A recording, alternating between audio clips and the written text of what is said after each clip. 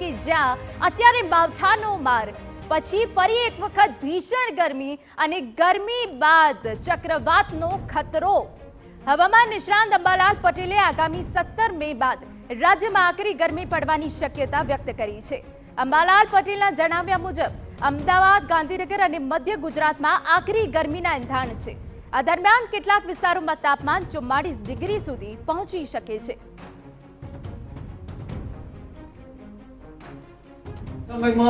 સાવચેત રહેવાની જરૂર છે।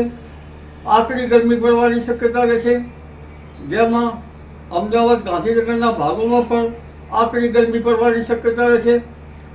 મધ્ય ગુજરાતના કેટલાક ભાગોમાં મહત્તમ ઉષ્ણતામાન રોહિણી નક્ષત્રમાં 43 ડિગ્રી 43 ડિગ્રી, કોઈ ભાગમાં 44 ડિગ્રી 44 ડિગ્રી સેલ્સિયસ જઈ શકે છે।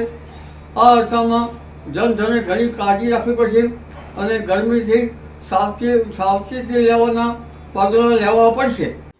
ગરમીનો નવો રાઉન્ડ પૂર્ણ થયા બાદ ગુજરાતમાં ફરી કમોસમી વરસાદ પડી શકે છે।